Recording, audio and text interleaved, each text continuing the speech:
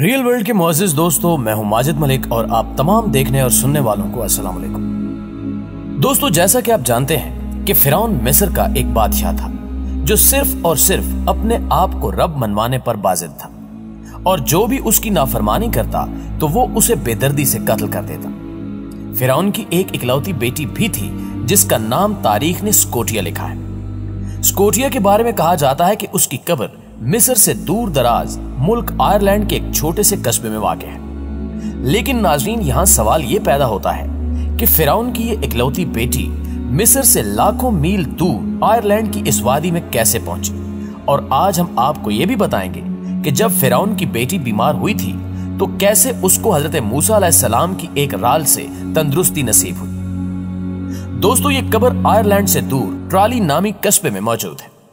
Trolley की ये वादी अपने अंदर सदियों पुरानी कुछ कहानियां समेटे हुए है जो आयरलैंड के लोगों में सीना बसीना मुंतकिल होती रही हैं। ये कहानियां स्कोटिया नामी फिरौन की बेटी से जुड़ी हैं जो अपने दौर की ताकतवर तरीन हुक्मरान थी। उस वादी में ना सिर्फ उसकी कब्र मौजूद है बल्कि उस वादी में एक बहुत बड़ी जंग भी लड़ी गई। यह जंग स्कोटिया और यहां के मकामी लोगों के दरमियान लड़ी गई थी। चूंकि स्कोटिया और उसके साथी जदीद और बेहतरीन हथियारों से लैस थे और बहुत बेहतर हिकमत अमली भी रखते थे, लिहाजा वो ये जंग जीत गई। उन्होंने इस इलाके को अपना मस्कन बना लिया और इनकी आने वाली नस्लें यहीं परवान चढ़ने लगी। कदीम रिवायात के मुताबिक आयरलैंड और स्कॉटलैंड के लोग फिरौन की बेटी की नस्ल से ताल्लुक रखते हैं, इसी वजह से इनको स्कूट कहा जाता है। कदीम रिवायात के मुताबिक इस शहजादी को मोहब्बत की पादाश में मिस्र से दरबदर कर दिया गया था।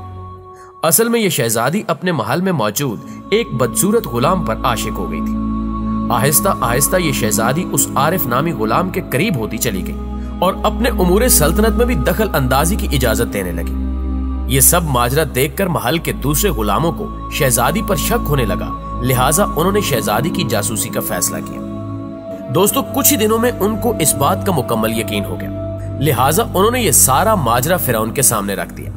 फिरौन ये सुनकर आग बगोला हो गया और फौरन अपनी बेटी को दरबार में तलब किया। जब फिरौन की बेटी स्कोटिया ने मोहब्बत का एतराफ करते हुए आरिफ को छोड़ने से इनकार कर दिया तो फिरौन ने स्कोटिया को मुल्क से दरबदर कर दिया और आरिफ नामी गुलाम को कैद में बंद कर दिया, जिसको बाद में कत्ल कर दिया गया था।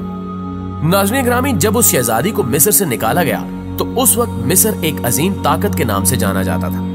लेकिन कुछ ही अरसे बाद मिस्र के इक्तिदार को गिरहन लग गया, क्योंकि उसी दौर में बनी इसराइल के खरूज और फिरौन के घर के आब का वाकया पेश आया था, जबकि कुछ मौरखीन इथियोपिया के जंगजुओं की मिस्र पर यलगार करने को भी इस दौर का वाकया करार देते हैं। मिस्र से निकाले जाने के बाद स्कोटिया ने स्पेन में क्याम किया, लेकिन कुछ नामालूम वजूहात की बिना पर उस शहजादी को यह इलाका भी रास न आया। चूंकि स्कोटिया बहुत दौलत और हीरे जवाहरात रखती थी, इसलिए इसके साथ कुछ लोग भी शामिल होते गए। स्पेन को छोड़कर यह काफिला सफर करता करता एक नामालूम जजीरे पर पहुंचा। दोस्तों, यही वो जजीरा है जिसे आज आयरलैंड कहा जाता है। जब स्कोटिया और इसके काफिले वाले यहां आकर आबाद हुए तो वहां के मकामी लोगों ने उनकी मुखालफत शुरू कर दी। चूंकि स्कोटिया और उसके साथी जदीद हथियार रखते थे, इसलिए उन्होंने वहां के मकामी लोगों को शिकस्त देकर वहां क्याम कर लिया और यहाँ के तमाम तर वसाइल पर भी कब्जा कर लिया। बाद में जब इनकी नस्लें फलना फूलना शुरू हुई तो उन्होंने स्कॉटलैंड पर भी अपनी कॉलोनियां तामीर कर ली और उस जगह का नाम अपनी मलका के नाम पर स्कॉटलैंड रख दिया, जो आज इसी नाम से मशहूर है। नाज़रीन, उसी इलाके में एक पत्थर भी मौजूद है जिसको किस्मत का पत्थर कहा जाता है। इस पत्थर के बारे में लोगों का मानना है कि इस पत्थर की असल मालिक भी स्कोटिया ही है। जब भी आयरलैंड और स्कॉटलैंड में किसी को राजा चुना जाता है तो उस पत्थर पर बिठाकर ताजपोशी की जाती है। यह पत्थर इतना कीमती माना जाता है कि इस पत्थर की वजह से कई जंगें भी लड़ी जा चुकी हैं, जबकि मलका स्कोटिया की मौत भी आयरलैंड में एक जंग के दौरान ही हुई थी। यहाँ कुछ मौरखीन का कहना है कि ये सब बातें महज मकामी रिवायात हैं जिनका हकीकत से कोई ताल्लुक नहीं, लेकिन ज्यादातर मौरखीन इन बातों को बिल्कुल हकीकत पर मबनी करार देते हैं। एक दफा फिरौन की बेटी शदीद बीमार हो गई। बेशुमार मुआलिज उसका इलाज करने आए, लेकिन वो इसको ठीक करने में मुकम्मल तौर पर नाकाम रहे।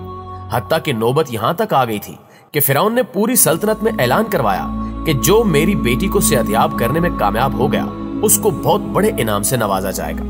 लेकिन इसके बावजूद भी कोई हकीम उसकी बीमारी का इलाज न कर सका। आखिरकार फिरौन को काहिनों ने बताया कि एक बच्चा दरिया नील को पार करके आएगा और अपनी राल से इस लड़की का इलाज करेगा। अब फिरौन और उसकी बीवी आसिया किसी ऐसे वाक़े का इंतजार करने लगे। एक दिन फिरौन और इसकी बीवी दरिया नील के किनारे बैठे हुए थे कि इनको पानी पे तैरता हुआ एक संदूक नजर आया। फिरौन ने संदूक को पानी से बाहर निकालने का हुक्म दिया। जब फिरौन के मुलाजिम इस संदूक को दरिया से बाहर ले आए तो किसी को भी इस संदूक को खोलने की हिम्मत नहीं हुई। आखिर फिरौन ने खुद संदूक खोला और फिरौन और उसकी बीवी ने देखा कि संदूक के अंदर एक महताब चमक रहा है। उस चांद जैसे बच्चे के चेहरे से एक नूर की किरण फूटी जिसने फिरौन की बीवी का दिल मुनव्वर कर दिया। लिहाजा ये औरत हजरत मूसा अलैहिस्सलाम यानी उस बच्चे को अपने घर ले आई और परवरिश शुरू कर दी।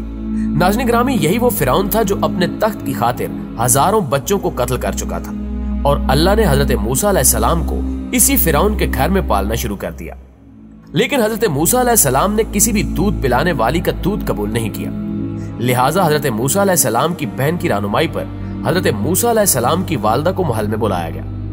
जैसे ही हजरत मूसा अलैहिस्सलाम की वालदा ने अपना दूध पिलाना चाहा तो फौरन हजरत मूसा अलैहिस्सलाम ने अपनी वालदा का दूध कबूल कर लिया।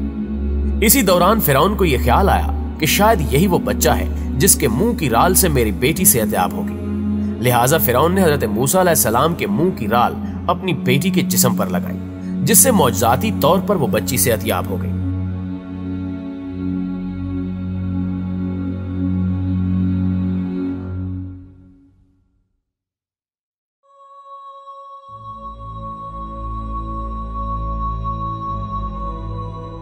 नाज़रीन गिरामी, इससे यह साबित होता है कि अल्लाह ताला जो चाहता है वो करता है। अगर वो अल्लाह फिरौन के घर में हजरत मूसा अलैहिस्सलाम को पाल सकता है तो जमीनों आसमान में अपनी कुदरत कामिल से कुछ भी कर सकता है। जी तो रियल वर्ल्ड के प्यारे दोस्तों, ये थी हमारी आज की वीडियो। हमेशा की तरह हमें आज भी पूरी उम्मीद है कि आज की ये वीडियो आपको बेहद पसंद आई होगी। अगर वाकई ऐसा है तो वीडियो को लाइक करते हुए अपने दीगर दोस्तों के साथ भी शेयर कर दीजिए।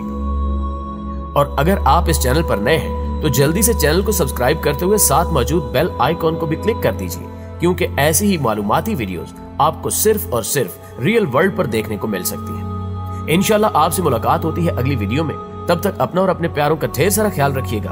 अल्लाह निगहबान।